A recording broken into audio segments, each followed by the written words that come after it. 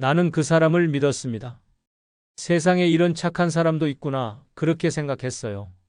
그런데 제 통장에서 사라진 돈이 1200만 원입니다. 77세 유선옥 씨는 3개월간 자신을 챙겨주던 남자에게 속았습니다.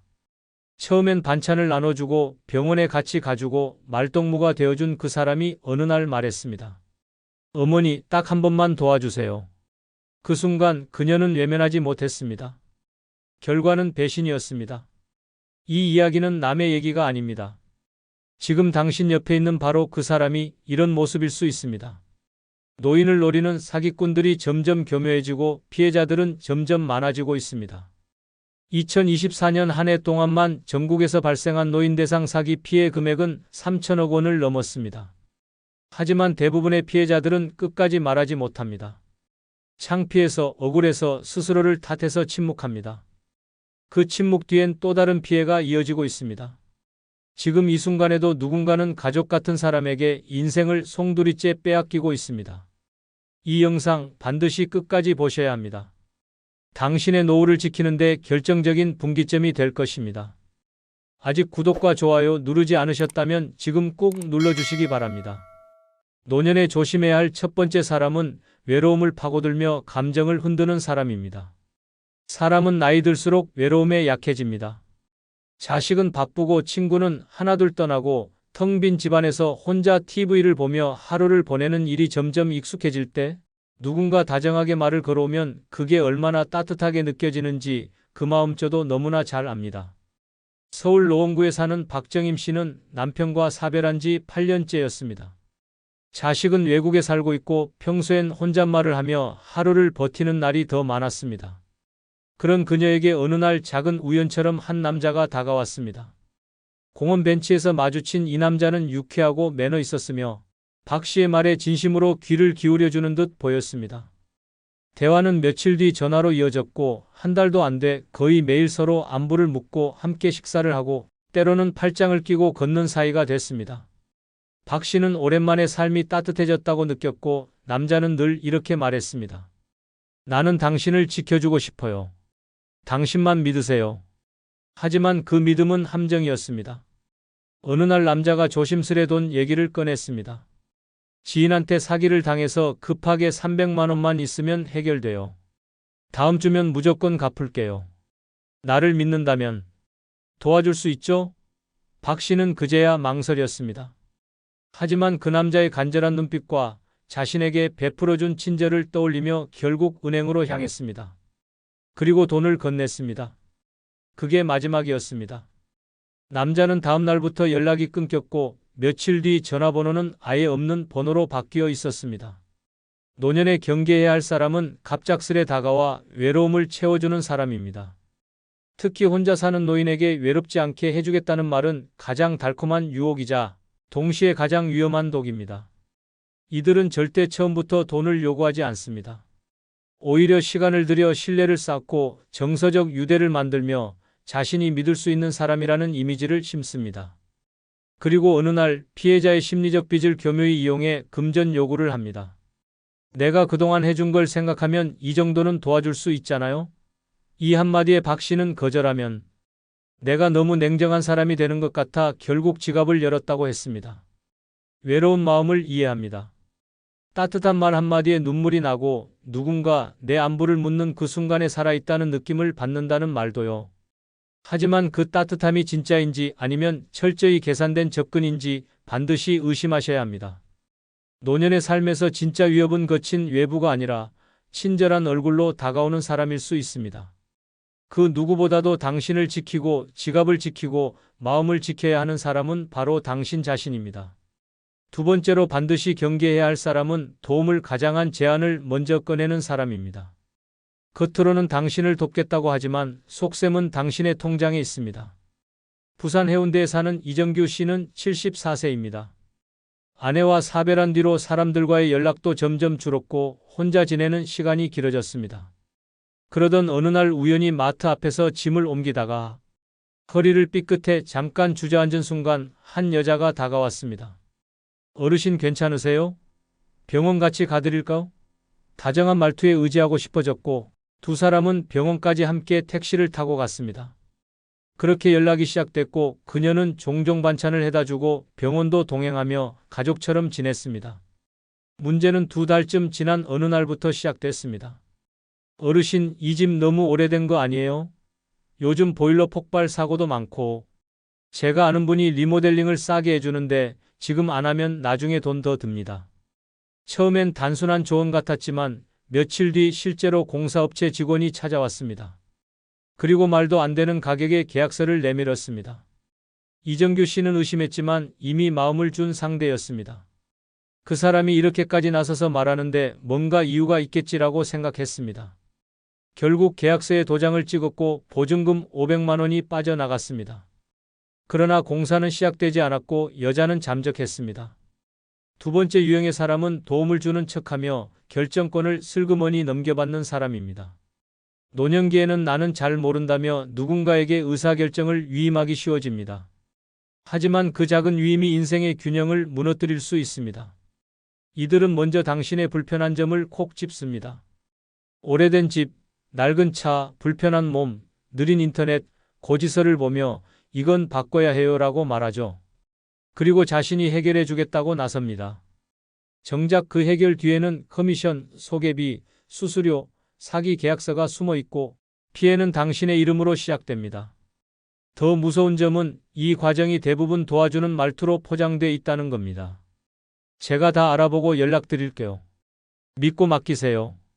어르신은 그냥 편히 계시면 됩니다. 이런 말이 나오기 시작하면 바로 멈추셔야 합니다. 이정규 씨는 말했습니다. 내가 선택한 것도 아닌데 내 통장에서 돈이 나가 있더라고. 나중에야 내가 당한 걸 알았지. 도움을 핑계로 다가오는 사람은 위험합니다. 특히 혼자 사는 노인의 일상에 자주 출입하며 식사와 청소를 도와주며 신뢰를 쌓는 사람일수록 더욱 조심해야 합니다. 노년기에 진짜 필요한 사람은 함께 웃고 이야기를 들어주는 사람이지 당신 대신 결정을 내려주는 사람이 아닙니다. 말은 부드럽고 행동은 친절할 수 있지만 그들의 속내는 당신보다 더 많이 알고 더 잘 안다는 우월감으로 가득한 경우가 많습니다. 이런 사람들은 당신의 불안을 자산으로 삼습니다. 도움을 주겠다는 말이 반복될수록 당신은 스스로에게 질문해야 합니다. 이건 진짜 나를 위한 건가? 아니면 그 사람을 위한 명분인가? 그 질문이 당신의 지갑과 자존심을 지키는 방패가 될 것입니다. 노년에 조심해야 할 세 번째 사람은 사소한 호의를 반복하며 정을 쌓는 사람입니다. 그들은 도움을 요청하지도 않고 큰 부탁을 하지도 않습니다. 단지 늘 곁에 머물며 말없이 작은 일들을 대신해주고 당신의 일상 속 빈틈을 자연스럽게 채워줍니다. 하지만 바로 그 틈이 가장 위험한 침투 지점이 될 수 있습니다. 대구 수성구에 사는 이현숙 씨는 올해 78세입니다. 남편과 사별한 뒤 12년째 혼자 살고 있고 자식들은 타지에서 바쁘게 살아갑니다. 요양원은 아직 이르다는 생각에 스스로 밥을 챙기고 빨래를 돌리고 아파트 단지를 하루 한 바퀴씩 걷는 게 일상이었습니다. 늘 같은 시간, 같은 벤치, 같은 나무 앞에서 햇볕을 쬐는 그 자리에 어느 날부터 한 젊은 남자가 보이기 시작했습니다. 처음에는 그저 스쳐가는 인사였습니다. 안녕하세요, 어르신. 오늘도 운동 열심히 하시네요. 그 한마디에 이 씨는 어색한 미소만 지었지만 그 후로 마주칠 때마다 남자는 인사를 놓치지 않았습니다. 어느 날은 장을 보고 돌아오는 길에 그녀가 숨을 헐떡이는 걸 보더니 자연스럽게 장바구니를 들어주었습니다. 무거운 거 들지 마세요. 제가 집 앞까지만 모셔다 드릴게요. 그 말 한마디에 이 씨는 마음이 놓였습니다. 며칠 뒤 우연히 엘리베이터 앞에서 다시 마주친 그는 쓰레기 봉투를 대신 내려주겠다고 했고 그 후로 가끔 그녀의 집에 들르는 사이가 됐습니다. 날이 흐린 날엔 우산을 씌워주었고 정기검진 결과표를 스마트폰으로 확인해 주기도 했습니다. 그러던 어느 날 집안 전등이 나간 상황에서 우연히 놀러왔던 그는 제가 교체해 드릴게요. 이런 건 남자가 해줘야죠라며 드라이버를 들고 천장을 향했습니다. 이 씨는 처음으로 누군가에게 의지한다는 따뜻함을 느꼈습니다. 젊은 사람이 아무런 대가 없이 자신을 돕는다는 사실이 고마웠고 속으로 이런 아들이 있었으면 얼마나 좋을까라는 생각도 했습니다. 그날 이후 그는 더 자주 집에 들렀고 마치 가족처럼 행동했습니다. 하지만 그 믿음은 3달이 지나 깨졌습니다. 어느 날 외출 후 돌아온 이 씨는 서랍 속에 넣어둔 비상금 120만 원이 사라진 것을 발견했습니다. 처음엔 당황했습니다. 치매 초기인가 싶어 집안을 샅샅이 뒤졌고 자책도 했습니다. 하지만 결국 떠오른 것은 단 하나의 얼굴이었습니다. 집을 드나들던 그 남자. 경찰에 신고했고 확인 결과 그는 이미 노인 대상 절도 전과가 있었습니다. 경찰은 말했습니다. 이 사람 노인 심리를 정확히 알고 접근합니다. 처음엔 절대 돈 얘기 안 해요. 대신 신뢰를 쌓고 생활 깊숙이 들어오죠. 이 씨는 한참을 울었습니다. 내가 그 사람 반찬도 해줬어요. 전등 고쳐줬을 때 진심으로 고마웠는데 사람을 의심할 줄 몰랐던 내가 바보였어요. 정은 반복된 친절 속에서 만들어지지만 경계심은 잊으면 안 되는 무기입니다. 사람 좋은 얼굴, 부드러운 말투, 작은 호의 뒤에 숨어있는 의도를 파악하는 힘. 그것이 바로 노년을 지키는 방패입니다. 노년에 조심해야 할 네 번째 사람은 불쌍한 사연으로 연민을 자극하는 사람입니다. 그들은 처음부터 요구하지 않습니다. 다만 자신이 얼마나 힘든 처지에 놓여 있는지를 반복해서 이야기합니다. 불쌍한 표정, 한숨 섞인 말투, 헝클어진 옷차림. 그 모든 게 마치 도와달라고 외치는 듯 보입니다. 문제는 그 연민이 진심이 아니라 계산일 수 있다는 점입니다. 인천 부평구에 사는 유병선 씨는 80세입니다. 2년 전 남편을 떠나보낸 뒤로 삶의 생기가 줄어들었습니다. 가까운 시장만 다녀와도 숨이 차고 식사는 라면과 밥 말아 먹는 날이 많아졌습니다. 그런 어느 날 아파트 앞 벤치에 앉아 쉬고 있을 때 낯선 여자가 말을 걸어왔습니다. 어머, 여기 살아요? 저도 이 근처인데 어르신처럼 점잖은 분은 처음 봐요. 처음엔 스쳐가는 인연인 줄 알았습니다. 하지만 그 여자는 거의 매일 같은 시간에 나타났습니다. 대화는 조금씩 깊어졌고 어느 날부터 그녀는 자신의 사정을 털어놓기 시작했습니다. 사실 남편한테 폭력당하고 도망 나왔어요. 돈도 없고 애 하나 키우느라 너무 힘들어요. 유 씨는 마음이 흔들렸습니다. 본인도 한때 가난했던 시절이 있었고 어린 자식을 키우던 때를 떠올리면 지금도 가슴이 먹먹했기 때문입니다. 며칠 뒤 그 여자는 눈물을 글썽이며 말했습니다. 지금 당장 애 밥값이 없어요. 아침도 못 먹이고 보냈어요. 제가 다시 갚을게요. 한 10만 원만 도와주시면 안 될까요? 유 씨는 망설이다가 봉투에 돈을 넣어 건넸습니다. 그리고 그날 밤 스스로를 칭찬했습니다. 그래, 어려운 사람 돕는 건 좋은 일이야. 내 노후가 조금 줄어들더라도 아이 밥 한 끼 생긴 거면 됐지. 하지만 그날을 시작으로 그 여자의 사연은 끝없이 이어졌습니다. 아이 병원비, 전기요금, 체납, 월세 보증금 문제, 매번 새롭고 안타까운 이유들이 등장했고 그때마다 유 씨는 또 지갑을 열었습니다. 어느새 한 달 사이에 나간 돈이 90만 원이 넘었습니다. 결정적인 사건은 유 씨가 딸에게 카카오뱅크 이체 내역을 캡처해 보내달라는 부탁을 받으면서 벌어졌습니다. 딸이 전화를 걸어 말했습니다. 엄마, 이 사람 누구야? 왜 이렇게 반복적으로 이체가 돼 있어? 이거 사기야. 당장 경찰에 가자. 그제야 유 씨는 무너졌습니다. 경찰 조사 결과 그 여자는 인근 아파트 단지를 돌며 70세 이상 독거 노인을 대상으로 같은 방식으로 접근해 12명에게서 총 1천만 원 가까운 돈을 받아낸 인물이었습니다. 유 씨는 말했습니다. 내가 바보였어요. 그 사람이 울 때 나도 울었는데 그 눈물이 다 거짓이었대요. 우리가 조심해야 할 사람은 바로 당신의 동정심을 겨냥해 다가오는 사람입니다. 특히 자신의 불행을 자랑하듯 이야기하고 피해자처럼 보이려는 사람은 반드시 거리를 두어야 합니다. 진짜 힘든 사람은 반복적으로 돈을 요구하지 않습니다. 진짜 절박한 사람은 낯선 이에게 의지하지도 않습니다. 노년기의 마음은 더욱 연약해지고 누군가의 슬픈 이야기는 마치 내 이야기처럼 느껴지곤 합니다.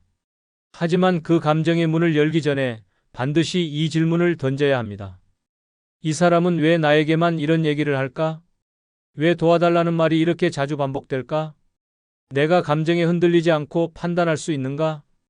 불쌍해 보인다는 이유만으로 지갑을 여는 순간 상대는 그 감정의 틈을 확실히 기억합니다. 그리고 다음에는 더 큰 사연과 더 큰 부탁이 당신 앞에 놓일 것입니다. 노년에 조심해야 할 다섯 번째 사람은 지속적으로 당신을 칭찬하고 띄워주는 사람입니다. 그들은 늘 이렇게 말합니다. 어르신은 정말 지혜로우세요. 이런 노인은 처음 봤어요. 말씀이 얼마나 깊으신지 감동이에요. 그 말 한마디에 어깨가 펴지고 괜히 하루가 가볍습니다. 하지만 문제는 그 칭찬이 진심이 아니라 심리적 포획을 위한 미끼일 수 있다는 점입니다. 경기도 고양시에 사는 최정순 씨는 77세입니다. 책을 좋아하고 평생 학교 급식 조리사로 일하며 성실하게 살아온 분입니다. 노년에 접어든 지금은 매일 도서관에 가는 것이 유일한 낙이었고 자식들과는 주말마다 영상통화를 하는 정도로만 연락을 유지했습니다. 그 도서관 앞 벤치에서 자주 마주치던 50대 남성이 있었습니다. 어느 날 그가 먼저 말을 걸었습니다. 어르신, 저번에 책 읽으시던 모습이 너무 인상 깊어서요. 어쩜 이렇게 멋지신가요? 처음엔 의심스러웠지만 그 남자의 말투는 정중했고 지나치게 다가오지도 않았습니다. 며칠 뒤 그는 이런 말을 했습니다. 제가 최근에 작은 출판사를 하나 차렸습니다. 어르신 같은 분의 삶을 책으로 내보면 얼마나 좋을까 그런 생각이 들었습니다. 최 씨는 순간 웃음을 터뜨렸습니다. 내 이야기를 누가 읽겠어요? 하지만 남자는 진지했습니다. 아닙니다. 이런 삶이야말로 지금 세대에게 꼭 필요한 이야기입니다. 그날 이후 그는 매일처럼 전화를 걸어왔고 카페에서 만난 자리에서는 칭찬을 쏟아냈습니다. 선생님은 언변이 대단하세요. 감수성도 남다르시고요. 이런 분은 흔치 않습니다. 그러더니 조심스럽게 제안했습니다. 소책자로만이라도 출간해 보시죠. 인쇄도 나오고 출판 기념회도 열어드릴게요. 대신 인쇄비는 선생님 부담인데 총 280만 원입니다. 최 씨는 망설였습니다. 그런데 남자가 다시 말했습니다. 이건 비용이 아니라 투자입니다. 선생님이 얼마나 가치 있는 삶을 살아오셨는지 그걸 세상에 남기자는 거죠. 결국 최 씨는 적금을 깼습니다. 그리고 280만 원을 송금했습니다. 결과는 참담했습니다. 책은 나오지 않았고 출판사도 문을 닫았습니다. 전화번호도 바뀌어 있었습니다. 경찰에 신고해봤지만 이미 피해자가 여럿 있었고 돈을 돌려받을 방법은 없다고 했습니다. 최정순 씨는 말했습니다. 나는 칭찬을 진심이라고 믿었어요. 평생 그런 말 들어본 적이 없거든요. 누가 내 삶을 가치 있다고 말해준 게 처음이었어요. 당신이 조심해야 할 사람은 바로 이런 칭찬으로 마음의 문을 여는 사람입니다. 그들은 말재주가 뛰어납니다. 당신의 자존심을 긁어주고 세상에 인정받지 못했던 외로움을 정확히 파고듭니다. 마치 오랜 친구 같고 당신을 진심으로 존경하는 사람처럼 다가오지만 사실은 감정을 낚시질하는 기술자일 뿐입니다. 노년에는 인정받고 싶은 마음이 커집니다. 누구도 당신을 칭찬해주지 않을 때 누군가가 당신은 특별하다고 말하면 그 말이 가슴 깊이 파고듭니다. 하지만 그 말 뒤에 제한이 따라온다면 반드시 한 걸음 물러서야 합니다. 칭찬 뒤에 돈 얘기가 나온다면 그것은 칭찬이 아니라 장사입니다.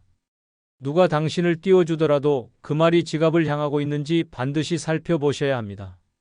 당신의 가치는 돈으로 증명되지 않습니다. 노년에 조심해야 할 6번째 사람은 가족 같은 존재를 자처하며 사적으로 얽히는 사람입니다. 그들은 자신을 아들처럼, 딸처럼, 동생처럼 여겨달라고 말합니다. 처음엔 아무 조건 없이 도와주고 당신을 위로하고 시간도 함께 보냅니다. 하지만 그 친밀함 뒤에 따라오는 건 돈, 부탁, 계약서입니다. 경북 안동시에 사는 김영분 씨는 79세입니다. 남편 없이 홀로 살아온 지 오래고 자식도 없이 지냈습니다. 외로움을 달래려 종종 동네 복지관 프로그램에 참여했고 그곳에서 만난 한 30대 여성이 어느 날 다가와 말했습니다. 어머님, 저 엄마 생각나게 하세요. 저도 어릴 적에 엄마를 일찍 여의고 자랐거든요. 그 말 한마디가 김 씨의 마음을 열었습니다. 그녀는 자주 연락을 해왔고 집까지 찾아와 밥을 같이 먹고 설거지를 도왔습니다. 김 씨는 정이 들었습니다. 처음에는 도와주는 고마운 아가씨였는데 어느 순간 정말 내 딸 같았다고 말합니다. 혼자 밥을 먹던 집에 웃음소리가 생기고 외출도 함께하며 삶의 활기가 돌기 시작했습니다. 그러던 어느 날 그 여성이 이렇게 말했습니다.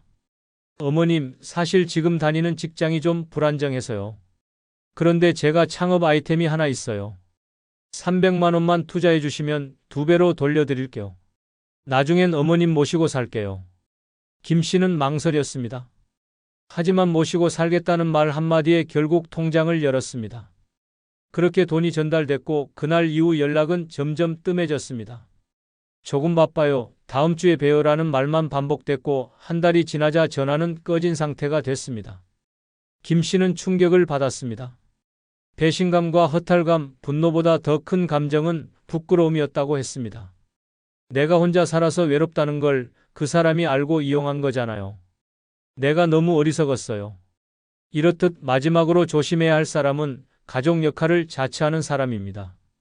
그들은 말합니다. 어머님, 저 진짜 어머님 같아서 그래요. 또 말합니다. 아버님, 우리 집에도 이런 분 계시면 얼마나 좋을까 싶어요. 그리고 어느 순간부터 돈이 필요하다, 보증이 필요하다, 당신의 이름이 필요하다는 말이 따라옵니다. 진짜 가족은 그렇게 말하지 않습니다. 가족은 돈을 전제로 사랑을 조건 삼지 않습니다. 하지만 이들은 정서적 유대를 쌓은 뒤 그 유대를 거래로 바꿉니다. 특히 독거노인이나 가족관계가 느슨한 어르신들은 이들에게 쉽게 마음을 열 수 있습니다. 식사 한 끼, 정리해주는 방, 명절에 전해주는 작은 선물 하나에 눈물이 날 만큼 감동하는 나이. 그 감정을 노리는 사람이 바로 이 유형입니다. 스스로 자식 같은 사람이라 말하는 사람은 대부분 그 뒤에 자식이라면 받을 수 있는 것들을 노립니다. 정은 소중합니다.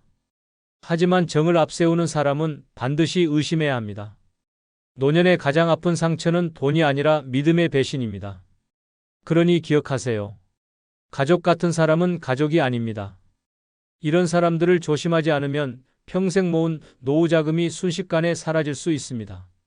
처음엔 친절한 말 한마디, 작은 도움, 따뜻한 관심으로 시작하지만 결국 당신의 신뢰를 이용해 돈을 요구합니다. 문제는 그들이 절대 강요하지 않는다는 겁니다. 대신 스스로 마음을 열게 만들고 스스로 돈을 건네게 만듭니다. 이걸 한번 허용하면 두 번은 더 쉬워집니다. 그 결과 수백에서 수천만 원이 빠져나갑니다.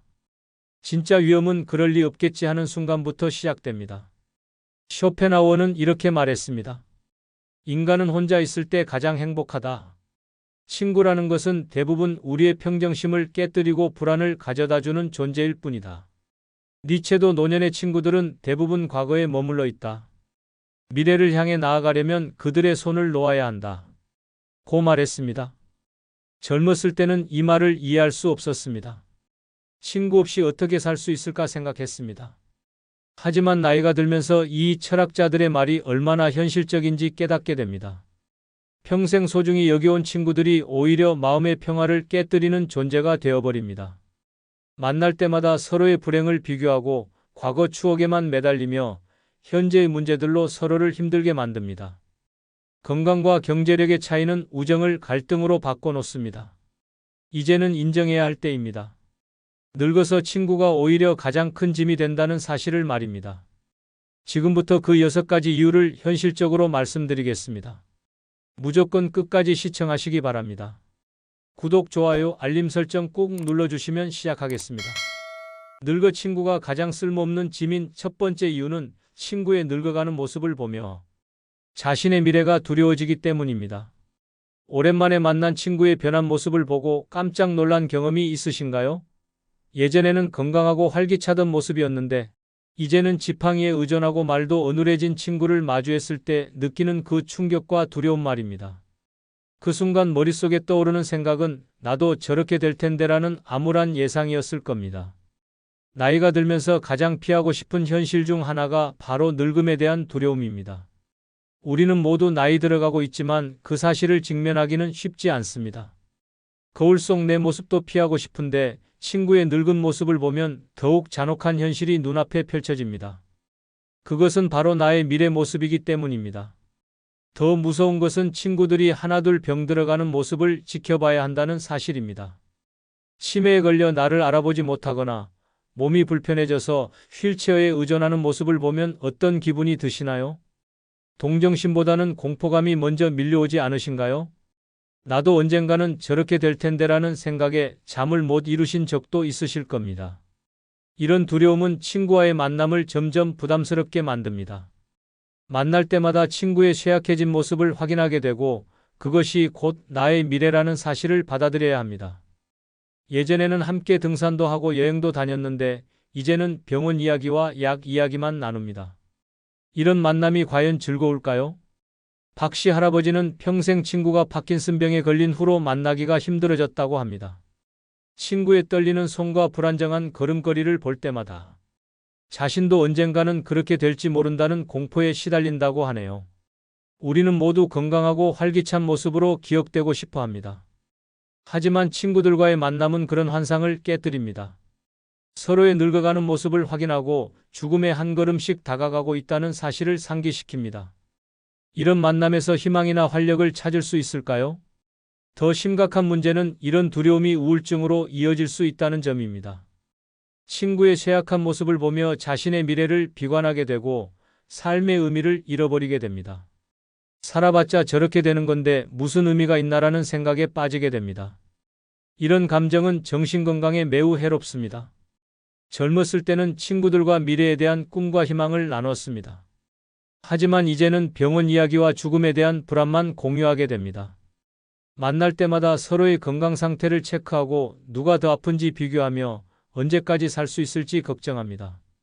이런 대화가 과연 도움이 될까요? 우리에게는 희망과 활력이 필요합니다. 나이가 들어도 꿈꾸고 도전할 수 있다는 믿음이 필요합니다. 하지만 늙어가는 친구들과의 만남은 그런 긍정적인 에너지를 빼앗아갑니다. 대신 두려움과 절망만 남겨줍니다. 이런 관계가 과연 우리에게 도움이 될까요? 오히려 남은 인생을 더 비참하게 만드는 짐일 뿐입니다. 늙어 친구가 가장 쓸모없는 짐인 두 번째 이유는 서로의 삶의 우선순위가 달라 대화가 겉돌기 때문입니다. 친구와 만나서 대화를 나누는데 도무지 화제가 맞지 않는 경험을 해보신 적 있나요?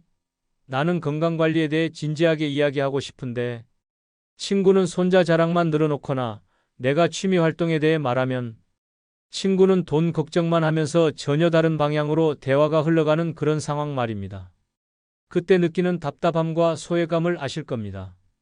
나이가 들면서 각자의 삶의 우선순위는 크게 달라집니다. 어떤 사람은 건강이 가장 중요하다고 생각하고 어떤 사람은 자녀와 손자가 전부라고 여깁니다. 또 다른 사람은 경제적 안정을 최우선으로 두거나 종교나 봉사활동에 모든 에너지를 쏟기도 합니다. 젊었을 때는 비슷한 관심사를 가졌던 친구들도 이제는 완전히 다른 길을 걷고 있습니다. 이런 차이는 대화를 매우 어색하게 만듭니다. 내가 중요하게 생각하는 주제에 대해 이야기해도 친구는 별로 관심을 보이지 않습니다. 반대로 친구가 열심히 이야기하는 내용이 나에게는 전혀 흥미롭지 않습니다. 결국 서로 다른 얘기를 하면서 시간만 보내게 됩니다. 더 심각한 문제는 이런 우선순위 차이가 가치관의 충돌로 이어진다는 점입니다. 건강을 중시하는 사람은 운동과 식단 관리에 투자하는 것이 당연하다고 생각하지만 자녀 중심적인 사람은 그런 것을 이기적이라고 여깁니다. 경제적 안정을 추구하는 사람과 정신적 풍요를 중시하는 사람 사이에는 깊은 골이 생깁니다. 박 씨 할아버지는 요즘 독서와 글쓰기에 푹 빠져 있는데 평생 친구는 그런 걸로 뭐하냐, 손자나 더 돌봐라라고 핀잔을 준다고 합니다. 서로 추구하는 가치가 달라서 대화할 때마다 갈등이 생긴다고 하네요.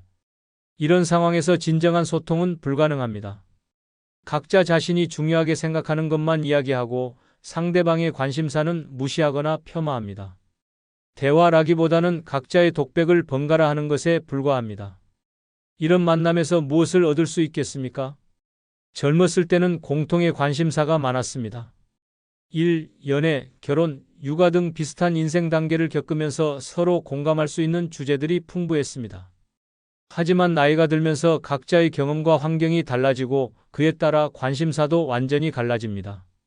같은 나이대라고 해서 같은 고민을 하는 것은 아닙니다. 더 안타까운 것은 이런 차이를 인정하지 않고 자신의 기준으로 상대방을 판단한다는 사실입니다. 내가 너무 소극적이야 또는 넌 너무 욕심이 많아라는 식으로 서로를 비판합니다. 다름을 틀림으로 여기고 자신의 선택만이 옳다고 주장합니다. 이런 관계에서 어떻게 편안함을 느낄 수 있겠습니까? 우리에게는 자신만의 우선순위대로 살 권리가 있습니다. 나이가 들어서도 새로운 것에 도전하고 싶은 사람도 있고 조용히 가족과의 시간을 보내고 싶은 사람도 있습니다. 하지만 옛 친구들은 그런 다양성을 받아들이지 못합니다. 자신과 다른 선택을 하는 것을 이해하지 못하고 끊임없이 간섭하려 합니다. 이제는 인정해야 할 때입니다. 서로 다른 길을 걷는 사람들과 억지로 관계를 유지하는 것은 의미가 없습니다. 대화가 겉돌고 이해할 수 없는 관계라면 더 이상 우정이라 할 수 없습니다. 그런 관계는 서로에게 스트레스만 주는 무거운 짐일 뿐입니다. 늙어 친구가 가장 쓸모없는 짐인 세 번째 이유는 친구가 내 약점을 기억하고 있기 때문입니다. 오랜 친구와 만났을 때 갑자기 수십 년 전 창피했던 일을 꺼내며 그때 내가 얼마나 우스꽝스러웠는지 아직도 생생해라고 말하는 순간을 경험해 보신 적 있나요? 그 순간 얼굴이 빨갛게 달아오르면서 왜 그런 이야기를 지금 꺼내는지 이해할 수 없었던 그 기분 말입니다. 나이가 들면서 가장 부담스러운 것 중 하나가 바로 과거의 짐입니다. 젊었을 때는 실수도 많이 하고 부끄러운 일도 겪었습니다. 하지만 세월이 흐르면서 그런 일들을 잊고 싶어하고 새로운 모습으로 살아가고 싶어 합니다. 문제는 오랜 친구들이 그 모든 과거를 기억하고 있다는 사실입니다. 더 심각한 것은 이런 친구들이 그 기억을 무기로 사용한다는 점입니다. 대화 중에 자연스럽게 옛날 이야기를 꺼내면서 상대방을 위축시킵니다. 내가 무슨 말을 하는 거야? 예전에 너는 이랬잖아라는 식으로 현재의 나를 과거의 실수로 규정해버립니다. 이런 상황에서 어떤 기분이 드시겠습니까? 우리 모두는 변화하고 성장합니다. 젊었을 때의 미숙함이나 실수가 평생 나를 따라다닐 이유는 없습니다. 하지만 오랜 친구들은 그 변화를 인정하려 하지 않습니다. 오히려 과거의 모습에 나를 가두려고 합니다. 너는 원래 그런 사람이야 라고 단정 지으면서 현재의 노력이나 변화를 무시해버립니다. 김씨 할머니의 경우를 보면 40년 친구가 만날 때마다 젊었을 때 경제적으로 어려웠던 시절 이야기를 꺼낸다고 합니다. 그때 내가 돈 없어서 얼마나 쪼들렸는지 기억나지? 라고 하면서 지금의 안정된 생활을 폄하한다는 겁니다. 이런 친구들과 있으면 끊임없이 과거의 그림자에 시달리게 됩니다. 새로운 도전을 하려고 해도 내가 그런 걸 할 수 있겠어? 예전에 실패했잖아라는 말을 듣게 됩니다. 자신감을 가지려고 해도 과거의 약점을 들먹이며 주눅들게 만듭니다. 이것이 과연 건강한 관계일까요? 더 큰 문제는 이런 기억들이 시간이 지날수록 왜곡된다는 사실입니다. 실제보다 더 과장되어 기억되거나 맥락은 빠지고 부정적인 부분만 남게 됩니다. 친구는 자신이 기억하는 대로가 진실이라고 믿고 그것을 근거로 현재의 나를 판단합니다. 이런 상황에서 어떻게 자유롭고 편안한 관계를 유지할 수 있겠습니까? 우리에게는 과거로부터 자유로울 권리가 있습니다. 젊었을 때의 실수나 약점이 평생 나를 규정할 이유는 없습니다. 하지만 오랜 친구들은 그 자유를 허락하지 않습니다. 과거의 기억 속에 나를 가두고 그 틀에서 벗어나려는 시도를 방해합니다. 진정한 친구라면 나의 성장과 변화를 인정하고 응원해야 합니다. 과거의 약점을 들먹이며 현재를 부정하는 것이 아니라 지금의 모습을 있는 그대로 받아들여야 합니다. 하지만 대부분의 오랜 친구들은 그렇지 못합니다. 이런 관계는 더 이상 우정이 아닙니다. 나를 과거에 묶어두는 족쇄일 뿐입니다. 늙어 친구가 가장 쓸모없는 짐인 네 번째 이유는 친구의 질투와 비교가 마음을 상하게 하기 때문입니다. 혹시 이런 경험 있으신가요? 오랜만에 만난 친구가 요즘 어떻게 지내? 라고 묻는데 왠지 진심으로 안부를 묻는 것 같지 않다는 느낌을 받으신 적 말입니다. 그 뒤에 이어지는 대화가 우리 아들이 이번에 승진했어. 또는 새 차 샀는데 정말 좋더라라는 식으로 흘러가면서 기분이 묘해지시죠? 저희 동네에 살고 있는 김씨 할머니 이야기를 들어보세요. 40년 넘게 친하게 지내온 친구가 있었습니다. 젊었을 때는 서로 힘든 일도 나누고 기쁜 일도 함께 했는데 요즘은 만날 때마다 스트레스를 받는다고 하십니다. 왜 그럴까요? 친구가 만날 때마다 우리 손자가 서울대 들어갔어 라고 자랑하면서 너희 손자는 어디 대학 가니? 라고 묻는다는 겁니다. 더 심한 경우도 있습니다. 박씨 할아버지는 평생 친구로 지내온 분과 최근에 연락을 끊었다고 합니다. 이유가 뭘까요? 그 친구가 만날 때마다 나는 아직 병원 안 다녀도 되는데 너는 벌써 여기저기 아프냐? 라고 말한다는 겁니다. 건강을 비교하면서 은근히 우월감을 드러내는 거죠. 이런 상황에서 여러분은 어떤 기분이 드실까요? 만나고 나서 기분이 좋아지시나요? 아니면 오히려 우울해지시나요? 대부분 후자일 겁니다. 왜 그럴까요? 친구라는 이름으로 서로를 비교하고 질투하는 관계가 되어버렸기 때문입니다. 또 다른 예를 들어보겠습니다.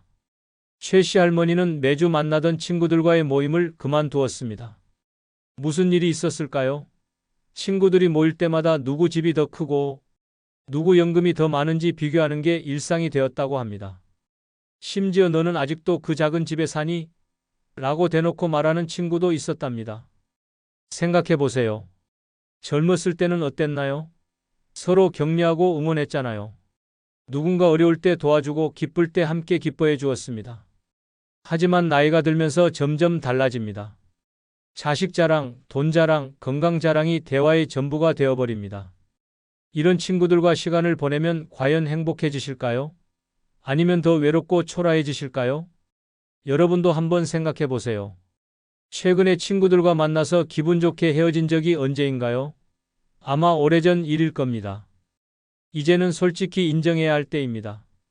이런 친구들은 더 이상 우리 인생에 도움이 되지 않습니다. 오히려 마음만 상하게 만드는 짐일 뿐입니다. 늙어 친구가 가장 쓸모없는 짐인 5번째 이유는 몸은 힘든데 의무감으로 만남을 유지하기 때문입니다. 무릎이 아프고 허리가 불편한데도 오랜 친구인데 안 만날 수는 없잖아라는 생각으로 억지로 약속을 잡으신 경험이 있으신가요? 집에서 쉬고 싶은 마음이 간절한데도 친구가 섭섭해할까봐 참고 나가신 적 말입니다. 그런데 막상 만나고 나면 피곤함만 더해지고 몸은 더 힘들어지는 그런 상황을 겪어보셨을 겁니다. 나이가 들면서 가장 큰 변화 중 하나가 바로 체력의 급격한 저하입니다. 예전에는 하루 종일 돌아다녀도 멀쩡했는데 이제는 조금만 움직여도 금세 지칩니다. 외출 한번 하는 것도 큰 부담이 되고 집에서 조용히 쉬는 것이 가장 편안합니다. 하지만 친구들과의 관계는 그런 현실을 고려해주지 않습니다. 더 힘든 것은 친구들 역시 나이가 들어서 만남 자체가 서로에게 부담이 된다는 사실입니다. 모두 몸이 불편하고 피곤한데도 우정을 지켜야 한다는 의무감 때문에 억지로 만남을 이어갑니다. 이런 만남에서 진정한 즐거움을 찾을 수 있을까요? 서로 힘든 몸을 이끌고 나와서 어색한 시간을 보내는 것이 과연 의미가 있을까요? 실제로 많은 분들이 이런 딜레마를 겪고 계십니다. 친구를 만나고 싶은 마음은 없지만 오랜 관계를 끊기는 어려워서 계속 만나고 있습니다. 약속을 잡을 때부터 부담스럽고 만나는 동안에도 빨리 집에 가고 싶어 합니다. 헤어진 후에는 온몸이 아프고 며칠간 회복하느라 고생합니다. 이 씨 할머니는 매주 만나던 친구들과의 모임이 이제는 고역이 되었다고 합니다. 관절염 때문에 걷기도 힘든데 친구들이 서운해할까봐 계속 참석하고 있다는 겁니다. 집에 돌아오면 며칠간 몸살을 앓는다고 하네요. 젊었을 때는 친구들과의 만남이 활력소였습니다. 함께 있으면 에너지가 충전되고 기분이 좋아졌습니다. 하지만 이제는 정반대가 되었습니다. 만남이 에너지를 빼앗아가고 몸과 마음을 더욱 지치게 만듭니다. 그런데도 계속 만나는 이유는 무엇일까요? 단지 의무감 때문입니다. 이런 의무감은 건강에도 해롭습니다. 몸이 쉬어야 할 때 억지로 활동하면 회복이 더디어지고 병이 악화될 수 있습니다. 스트레스도 증가하고 면역력도 떨어집니다. 친구를 위한다는 명목으로 자신의 건강을 해치는 것입니다. 이것이 과연 올바른 선택일까요? 더 안타까운 것은 친구들도 똑같은 상황이라는 사실입니다. 서로 힘든 몸을 이끌고 나와서 억지 웃음을 짓고 빨리 집에 가고 싶어 하면서도 내색하지 못합니다. 모두가 부담스러워하는데도 아무도 먼저 그만 만나자고 말하지 못합니다. 이런 관계가 과연 건강한 우정일까요? 우리에게는 솔직할 권리가 있습니다. 몸이 힘들면 쉬어야 하고 만나기 싫으면 거절할 수 있어야 합니다. 진정한 친구라면 그런 상황을 이해해 줄 것입니다. 하지만 대부분의 친구 관계는 그렇지 못합니다. 의무감과 체면 때문에 서로를 힘들게 만드는 관계로 변질되어 버립니다. 이제는 정직하게 인정해야 할 때입니다. 몸이 힘든데 억지로 유지하는 관계는 더 이상 우정이 아닙니다. 서로에게 부담만 주는 무거운 짐일 뿐입니다. 건강한 노후를 위해서는 이런 의무적인 관계에서 벗어날 용기가 필요합니다. 늙어 친구가 가장 쓸모없는 짐인 6번째 이유는 고집이 세져서 조언을 전혀 듣지 않기 때문입니다. 친구를 위해 진심으로 걱정하는 마음으로 조언을 해주었는데 나는 내 방식대로 할 거야 라고 딱 잘라 말하면서 아예 들으려고 하지 않는 상황을 겪어보셨나요? 그때 느끼는 그 답답함과 허무함을 아시는 분들이라면 이 이야기에 깊이 공감하실 겁니다. 나이가 들면서 가장 크게 변하는 것 중 하나가 바로 고집입니다. 젊었을 때는 다른 사람의 의견을 듣고 받아들이는 유연함이 있었습니다. 하지만 세월이 흐르면서 자신만의 경험과 신념이 굳어지고 그것이 절대적인 진리라고 믿게 됩니다. 문제는 이런 고집이 친구 관계에서 큰 갈등을 만든다는 점입니다. 저희 동네 이씨 할아버지는 60년 친구가 건강식품에 매달려 한 달에 수십만 원씩 쓰는 걸 보고 조언했지만 너는 모르는 소리 하지 말아라는 말만 돌아왔다고 합니다. 친구를 걱정하는 마음이었는데 도리어 원망을 듣게 되었다고 하네요. 왜 이런 일이 생길까요? 나이가 들면서 자존심이 더 강해지기 때문입니다. 누군가 자신의 판단에 의문을 제기하면 그것을 개인적인 모독으로 받아들입니다. 내가 이 나이까지 살면서 그것도 모르겠냐는 식으로 반응하게 됩니다. 자신의 경험을 절대시하고 다른 관점을 받아들이려 하지 않습니다. 더 심각한 문제는 이런 고집이 점점 더 강해진다는 사실입니다. 한번 마음을 정하면 아무리 명백한 증거를 보여줘도 인정하지 않습니다. 심지어 잘못된 결과가 나와도 운이 나빴을 뿐이라고 합리화합니다. 조언을 해주는 사람을 오히려 방해꾼으로 여기기까지 합니다. 얼마나 많은 분들이 이런 상황을 겪고 계실까요? 친구를 위해 진심으로 조언해 주었는데 도리어 나이 들어서 간섭하지 말아라는 말을 들어보신 분들이 대부분일 겁니다. 그때 느끼는 그 허탈함과 서운함, 정말 이루 말할 수 없죠. 젊었을 때는 서로 조언하고 받아들이는 관계였습니다. 누군가 실수하면 이렇게 하는 게 어때? 라고 말해주고 그것을 고마워했습니다. 하지만 이제는 완전히 달라졌습니다. 조언은 간섭이 되고 걱정은 참견이 됩니다. 자신의 방식만이 옳다고 믿고 다른 의견은 전혀 받아들이지 않습니다. 이런 친구들과 관계를 유지하는 게 과연 의미가 있을까요? 무엇을 말해도 듣지 않고 걱정해줘도 고마워하지 않습니다. 오히려 조언하는 사람을 불편해하고 멀리합니다. 이런 관계는 더 이상 우정이 아닙니다. 그냥 서로에게 스트레스만 주는 짐일 뿐입니다. 진정한 소통이 불가능한 관계에서 무엇을 기대할 수 있겠습니까? 지금까지 늙어서 친구가 가장 쓸모없는 짐이 되는 6가지 이유를 말씀드렸습니다. 많은 분들이 아직도 착각하고 계십니다. 친구 없이 어떻게 살아? 라고 걱정하시지만 정작 그 친구들 때문에 얼마나 고통받고 계신지는 모르고 계십니다. 오늘 이 영상을 끝까지 보신 분들은 이제 아실 겁니다. 진짜 문제가 무엇인지 말입니다. 친구가 없어서 외로운 게 아니라 잘못된 친구 때문에 더 외로워지는 겁니다. 스트레스 받는 관계를 억지로 유지하느라 정작 자신을 돌볼 시간도 에너지도 잃어버리는 겁니다. 이제는 선택하십시오. 계속 그 무거운 짐을 지고 살 것인가, 아니면 용기를 내서 진정한 자유를 찾을 것인가. 혼자라고 외로운 것이 아닙니다. 잘못된 사람들과 함께 있을 때가 진짜 외로운 겁니다. 오늘부터 시작하세요. 불필요한 관계는 과감히 정리하고 자신만의 행복을 찾아가세요. 그것이 진정한 지혜로운 노후입니다. 한번 냉정하게 생각해 보십시오. 지금 당신 곁에 있는 사람들 중 끝까지 함께할 사람이 과연 몇 명이나 될까요? 자식은 각자의 삶으로 바쁘고 친구는 전화 한 통 없이 멀어지며 배우자조차 어느 날 갑자기 먼저 떠날 수 있습니다. 결국 남는 건 관계가 아니라 혼자 남은 나이입니다. 젊을 때는 타인의 시선으로 살았지만 노년에는 오직 나 자신만이 나를 지켜줄 수 있습니다. 자식에게 의지하면 상처받고 이웃에게 기대면 더 외로워집니다. 노년을 지키는 건 인간관계가 아니라 스스로를 지키는 생활력과 판단력, 그리고 매일의 태도입니다. 오늘 영상에서는 노년엔 누구보다 나를 먼저 믿어야 합니다. 나를 지켜주는 6가지라는 주제로 무너지지 않는 노년을 위한 단단한 생존 전략을 알려드리겠습니다. 구독과 좋아요, 알림 설정 눌러주시면 바로 시작하겠습니다. 노년에 꼭 필요한 5가지 중 첫 번째는 체면보다 따뜻한 밥 한 끼 나눌 수 있는 사람 한 명입니다. 돈, 명예, 명함 그것들이 모두 사라지고 난 뒤 사람은 비로소 누구와 밥을 먹을 수 있느냐를 생각하게 됩니다. 당당하게 식당 문을 열고 들어가 젓가락을 집어든 내 앞에 앉아줄 사람. 체면 따질 필요도 자존심 세울 필요도 없이 그냥 말없이 국물 한 숟갈을 나눌 수 있는 친구. 그 한 사람이 있느냐 없느냐에 따라 노년의 외로움은 지옥이 되기도 천국이 되기도 합니다. 서울 마포의 한 조용한 한정식 집. 66세의 정규호 씨는 낡은 점퍼를 입고 식당 문 앞에서 한참을 망설였습니다. 한때 무역업으로 잘 나가던 그는 몇 년 전 갑작스러운 환율 폭락으로 사업이 무너졌고 뒤이어 건강도 악화되면서 은둔처럼 살아가고 있었습니다. 가족과도 대화가 줄었고 자식들은 잘 지내라는 말만 던진 채 연락을 끊었습니다. 그날따라 유난히 힘들던 오후 정 씨에게 한 통의 전화가 걸려왔습니다.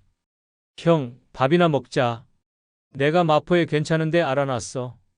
그 목소리는 대학 시절 자취방을 함께 썼던 친구 임선호 씨였습니다. 얼마 만에 외식인지도 기억나지 않을 만큼 정 씨는 오랜만에 사람을 만났습니다. 푸짐하게 차려진 반찬, 따끈한 찌개 냄새, 사람들의 웃음소리가 오랜만에 정 씨의 코끝을 스쳤습니다.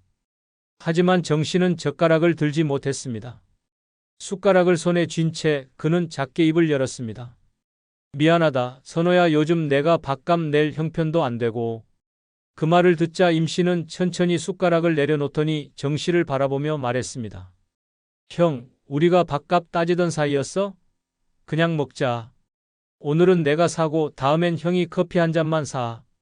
정 씨는 아무 말 없이 고개를 숙였습니다.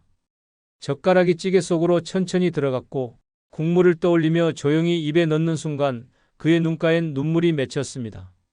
두 사람은 말없이 밥을 먹었습니다. 반찬을 나누고 조용히 물컵을 채워주며 그저 마주 앉아 밥을 먹는 일상이 얼마나 소중한지를 느끼는 순간이었습니다. 임 씨는 말하지 않았습니다. 하지만 그 침묵은 어떤 위로보다 깊었습니다. 그날 정 씨는 밥을 다 먹고 식당 밖벤치에 앉아 조용히 말했다고 합니다. 밥값은 내가 못 냈지만 사랑값은 다시 내고 싶어졌어. 살아야겠다는 생각이 들더라. 임 씨는 그 말을 듣고 정 씨의 어깨를 가만히 두드렸습니다. 형, 예전에 나 등록금 없을 때 형이 내줬잖아. 그때 나 진짜 죽고 싶었는데 형 덕에 버텼어. 지금 형이 힘들다고 해서 내가 멀어질 거라 생각했다면 그게 더 서운한 일이지. 그 말에 정 씨는 한참을 말없이 앉아 있었습니다.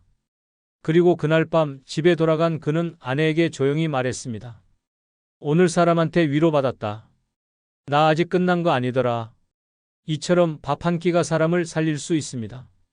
체면이 없어도 가진 게 없어도 돈이 없어도 그저 한 끼 식사를 함께 할 수 있는 친구 한 명이면 인생은 다시 살아갈 힘을 얻습니다.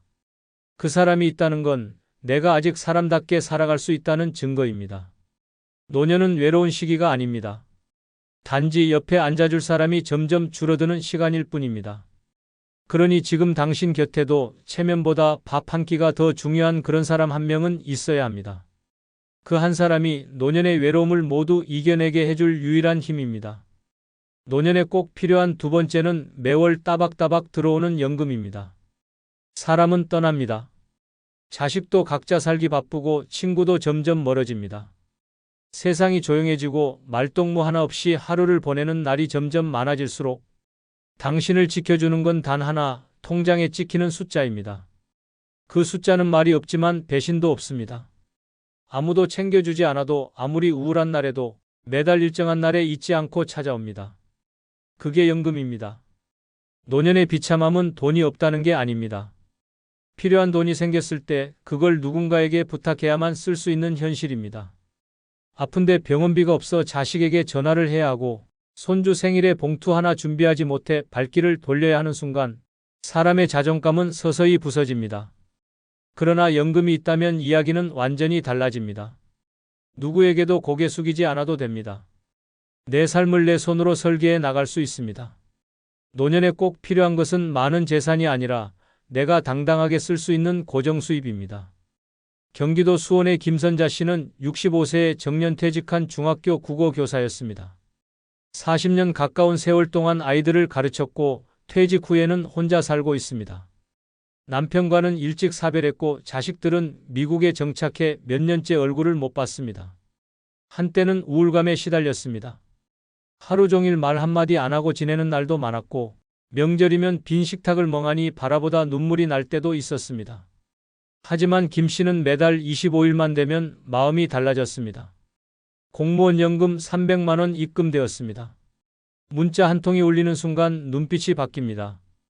그래, 나는 혼자지만 거지처럼 살진 않아. 내 돈으로 밥 사 먹을 수 있어.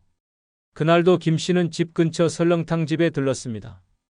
혼자 식당에 들어가는 게 어색할 때도 있었지만 요즘은 전혀 개의치 않습니다. 국물 더 주실 수 있을까요? 밝은 목소리로 말하며 계산도 당당하게 카드로 꺼냅니다.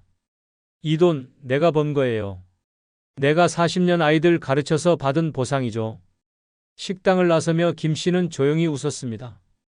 요즘 김 씨는 동네 문화센터에서 글쓰기 수업을 듣고 가끔은 혼자 여행도 떠납니다. 연금이 있으니 버스값, 식비, 간식비까지도 마음 편히 쓸 수 있습니다. 남 눈치 안 보고 커피 한 잔 마실 수 있는 자유, 그 소소한 일상이 김 씨에겐 가장 큰 행복이 되었습니다. 다들 말하잖아요. 돈이 다가 아니라고. 맞아요. 하지만 돈이 없으면 아무것도 못해요.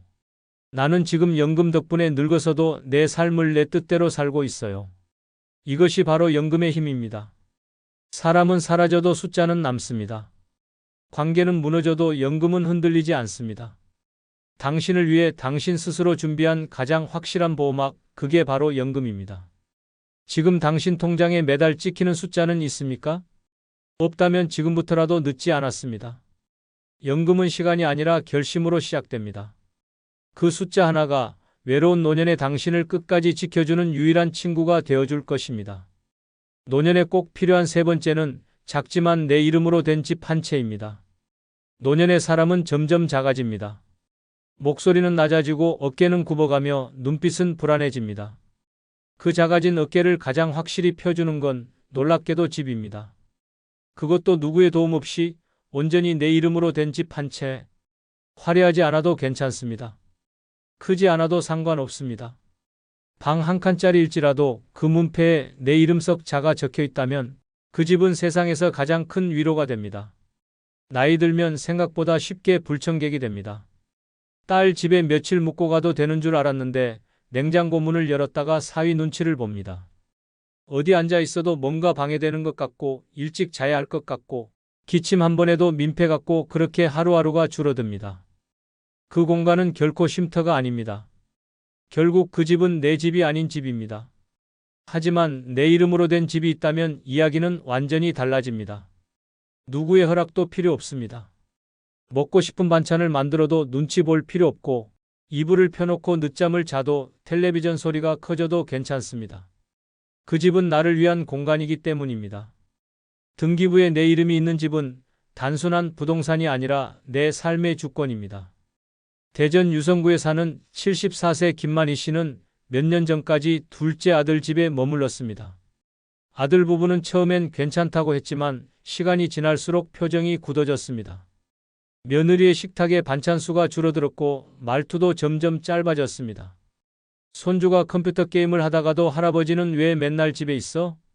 하고 불쑥 묻는 날, 김 씨는 자신의 자리가 이 집엔 없다는 사실을 깨달았습니다. 그날 밤 그는 조용히 서랍을 열어 30년 전 자신 명의로 사두었던 시골의 오래된 집 등기권리증을 꺼냈습니다.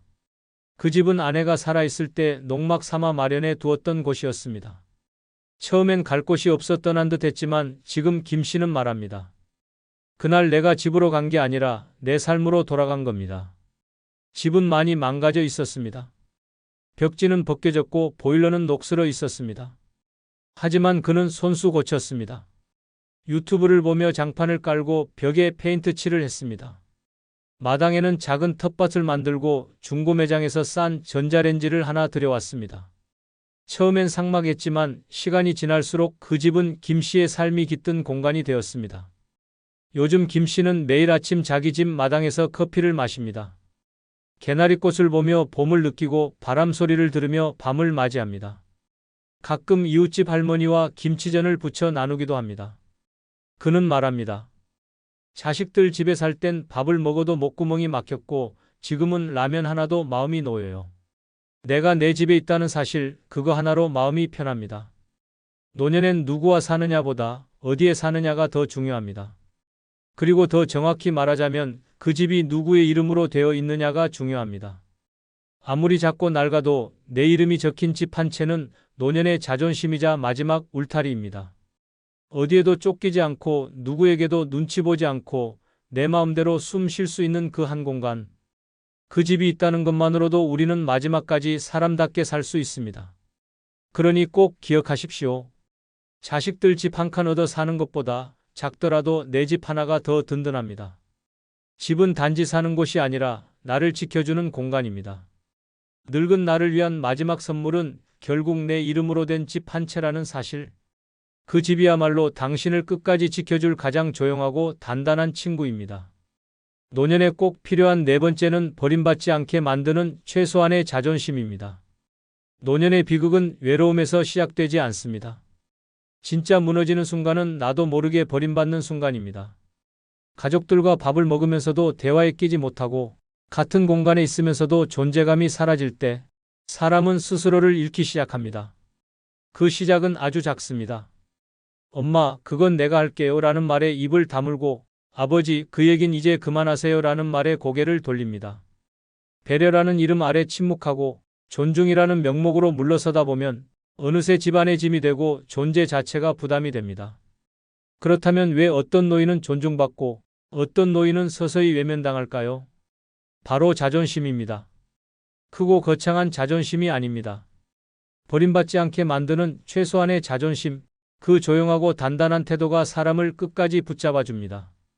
서울 강서구에 사는 73세 유병구 씨는 퇴직 후 큰딸 부부와 함께 살았습니다. 처음엔 잘 지내는 듯 했지만 점점 딸의 말투가 짧아지고 사위는 눈을 마주치지 않게 되었습니다. 식사 자리에 앉으면 대화에 끼지 못했고 TV 채널 하나 바꾸는 것도 부담이 되었습니다. 그런 어느 날 유 씨는 아침 밥상을 마주한 딸에게 이렇게 말했습니다. 나 오늘부터 낮에는 구청 도서관 나갈 거다.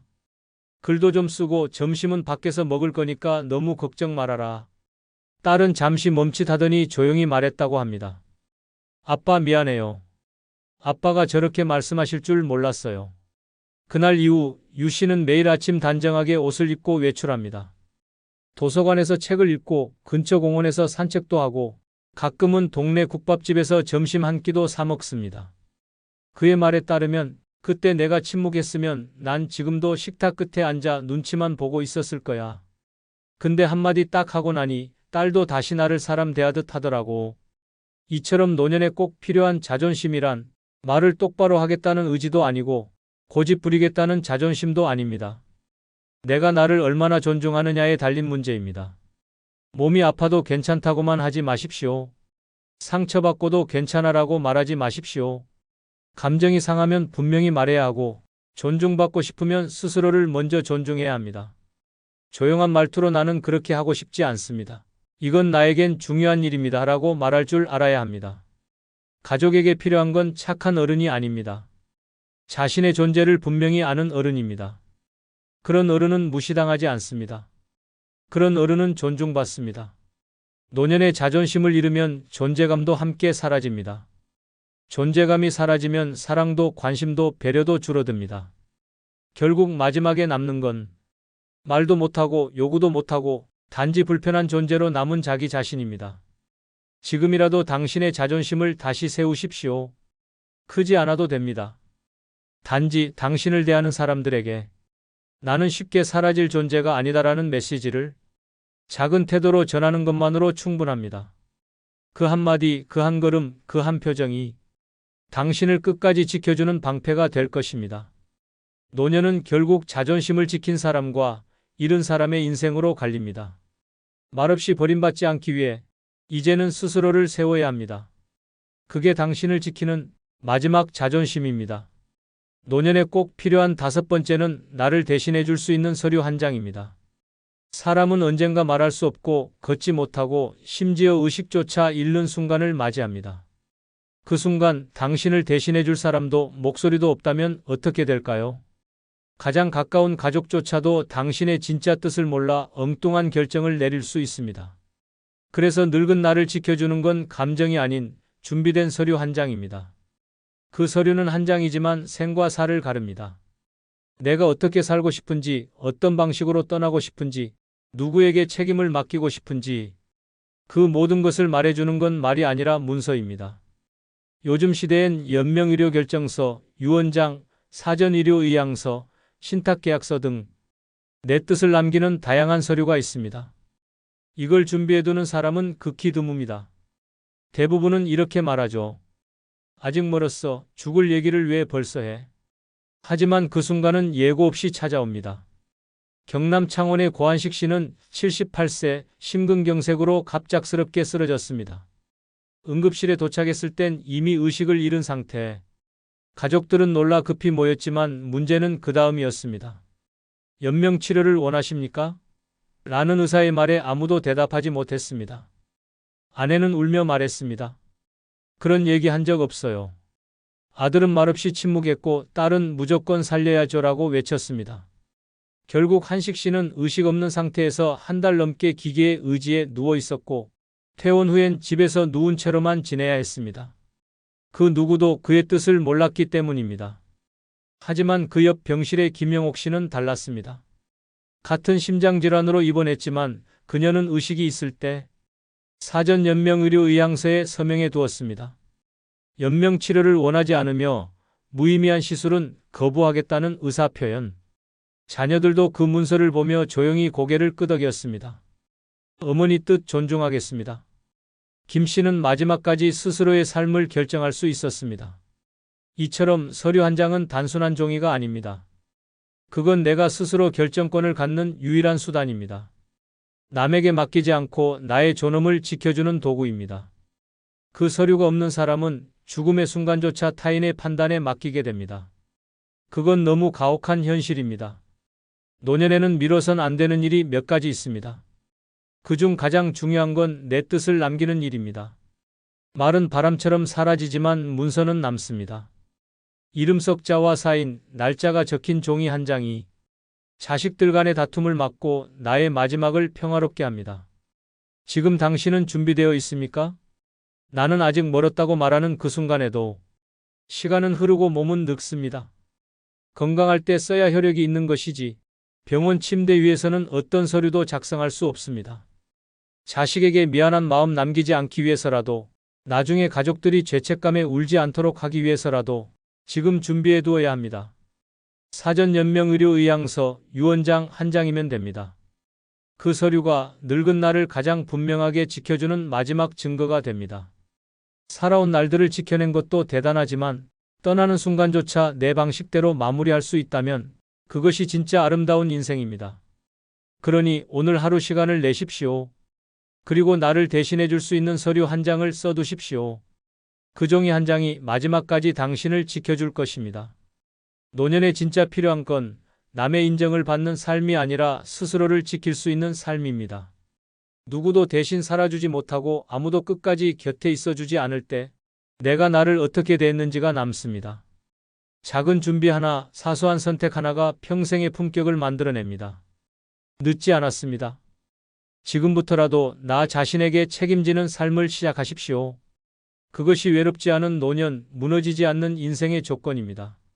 잠깐 여러분께 질문 하나 드릴게요. 오늘 하루 중에 진심으로 여러분을 걱정하고 안부를 물어본 사람이 몇 명이나 됩니까? 자식들은 돈 필요할 때나 연락하고, 친구들은 자기 자랑할 때만 만나자고 하고, 이웃들은 뒷담화 할 거리 찾으려고 관심 보이죠. 평생 남을 위해 살아왔는데 정작 내가 힘들 때 곁에 있어준 사람이 과연 몇 명이나 됐습니까? 아플 때, 병문안 와준 사람, 속상할 때 진심으로 위로해준 사람. 생각해보니 손가락에 꼽을 정도죠? 젊을 때는 인정 많은 사람이라는 말을 좋게 들었지만 나이 들고 보니 그 인정이 독이 되고 그 관계들이 짐이 되고 그 사람들이 결국 내 에너지만 빼앗아 갔다는 걸 깨닫게 됩니다. 이제는 받아들여야 합니다. 노년의 진짜 행복은 혼자서도 충분히 만족스러운 삶에서 나온다는 것을요. 누구를 기다리지도 않고 누구에게 기대지도 않고 오직 나 자신만을 위한 시간. 이것이야말로 진정한 자유가 아닐까요? 오늘은 늙어 혼자 사는 게 최고 행복한 5가지 이유를 들려드리겠습니다. 혹시 지금도 다른 사람들 때문에 스트레스 받고 계시다면 이 영상이 새로운 관점을 제시해 드릴 거예요. 구독과 좋아요는 큰 힘이 됩니다. 영상을 반드시 끝까지 시청하시기 바랍니다. 노년에 혼자 사는 게 최고 행복한 첫 번째 이유는 바로 타인의 삶에 휘둘리지 않아도 되기 때문입니다. 혹시 이런 갈등을 겪어보신 적 있나요? 자식들과는 요즘 세상을 모른다는 소리를 들으며 세대 갈등에 시달리고 이웃들과는 사소한 일로 신경전을 벌이고 친구들과도 이런저런 일로 마음이 상하는 그런 하루하루 말이에요. 더 구체적으로 말해볼까요? 아침에 일어나서 김치찌개를 끓였는데 아들이 엄마, 이렇게 짜게 먹으면 혈압 올라가요라고 잔소리하면 하루 종일 기분이 상하죠. 그래서 다음에는 싱겁게 했더니 엄마 음식이 왜 이렇게 밍밍해졌어요? 라고 또 불평해요. 저녁에는 손자가 게임하는 걸 보고 공부 좀 해라라고 했더니 아들이 엄마는 요즘 교육 방식을 몰라요. 간섭하지 마세요라며 면박을 주고 이런 일들이 매일같이 반복되면서 집안이 전쟁터가 되는 거예요. 친구들과 만나서도 마찬가지예요. 우리 아들은 의사야, 우리 딸은 대기업 다녀라는 자랑 섞인 이야기들 사이에서 우리 집은 별거 없는데 라며 위축되고 누군가 새 옷을 입고 나오면 나도 뭔가 사야 하나 하는 부담감에 시달리죠. 이웃 아주머니들과도 갈등이 끊이지 않아요. 왜 집 앞에 화분을 그렇게 놔두세요? 빨래 넣을 때 물이 떨어져요라는 말들을 들으면 내가 뭘 잘못했나 싶어서 하루 종일 기분이 안 좋아져요. 왜 이런 갈등이 끊이지 않을까요? 각자 살아온 방식이 다르고 가치관이 다르고 생각하는 기준이 달라서 그래요. 내가 옳다고 생각하는 게 상대방에게는 틀린 것이고 상대방이 당연하게 여기는 게 내게는 이해할 수 없는 일이 되는 거죠. 이런 갈등 속에서 살다 보면 매일이 스트레스입니다. 내가 뭘 잘못했나? 왜 나만 이해받지 못하나? 내 존재 가치가 뭔가 이런 생각들로 머릿속이 복잡해져요. 특히 남편을 먼저 보내고 혼자가 된 상황에서는 이런 갈등이 더욱 견디기 힘들어요. 그나마 내 편이 되어주던 사람이 없으니까 모든 갈등을 혼자 감당해야 하거든요. 혼자 살면 이런 갈등 자체가 존재하지 않습니다. 내가 어떻게 살든 뭘 하든 누구와 부딪힐 일이 없어요.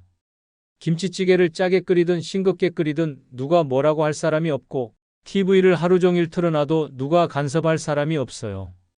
77세 박모 씨의 경험을 들어보세요. 남편 떠나보내고 아들 집에서 3년 살았는데 하루에도 몇 번씩 갈등이 생겼어요. 사소한 것부터 시작해서 큰 소리까지. 그때마다 가슴이 답답하고 잠도 제대로 못 잤거든요. 지금은 작은 원룸에서 혼자 살지만 그런 스트레스가 전혀 없어서 매일이 평온해요. 갈등이 없어지면 어떤 변화가 생길까요? 첫째, 혈압이 안정됩니다. 화가 나고 스트레스를 받으면 혈압이 올라가는데 갈등이 없으니까 자연스럽게 혈압이 정상 범위를 유지해요. 둘째, 잠을 깊게 잡니다. 밤에 누워서 오늘 왜 그렇게 말했을까? 내일은 또 뭘로 싸우게 될까? 이런 걱정 없이 편안하게 잠들 수 있어요. 셋째, 식욕이 정상화됩니다. 스트레스를 받으면 밥맛이 없어지거나 반대로 폭식하게 되는데 마음이 편하니까 규칙적이고 건강한 식사를 할 수 있어요. 넷째, 우울감이 사라집니다. 끊임없는 갈등 속에서는 나는 사랑받지 못하는 사람인가? 내가 잘못 살아온 건가? 이런 부정적 생각이 들기 마련인데 그런 상황 자체가 없어지니까 마음이 밝아져요. 더 중요한 건 자존감이 회복된다는 점이에요. 계속 비난받고 무시당하다 보면 내가 정말 문제 많은 사람인가 하는 자기 의심에 빠지게 되는데 갈등이 사라지면서 아, 내가 나쁜 사람이 아니었구나를 깨닫게 되거든요. 물론 가족과의 관계가 완전히 끊어진다는 뜻은 아니에요. 오히려 적당한 거리를 두고 만나니까 서로 더 소중하게 느끼고 만날 때마다 좋은 이야기만 하게 되죠.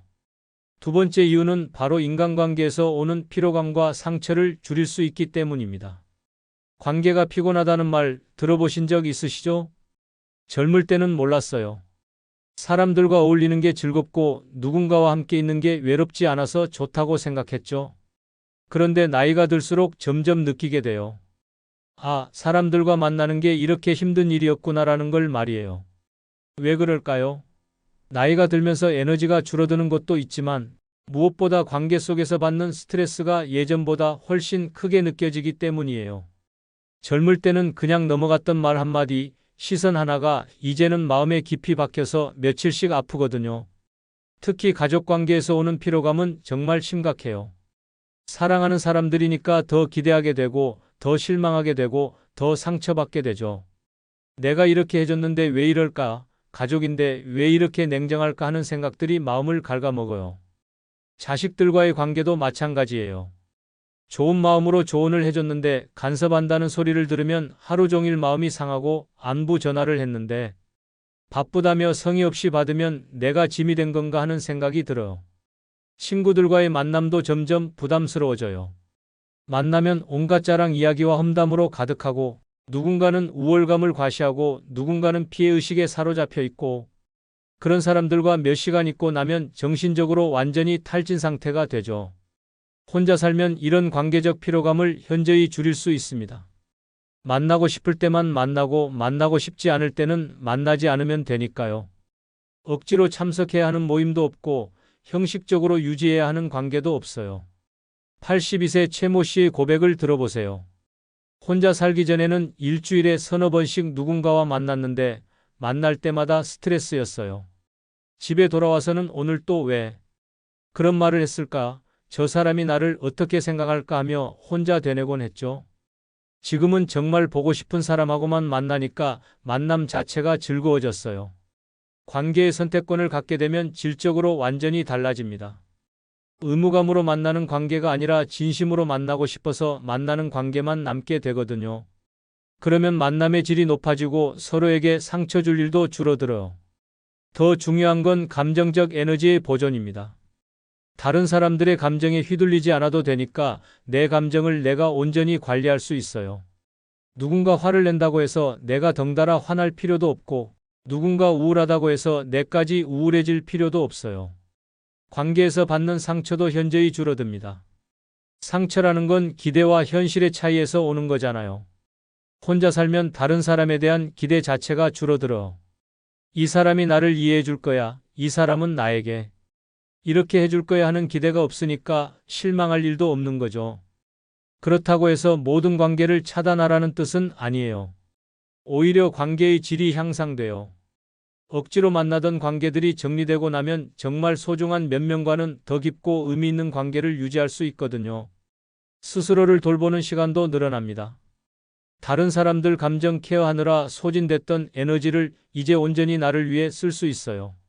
내가 뭘 좋아하는지, 뭘 할 때 행복한지 다시 발견할 수 있죠.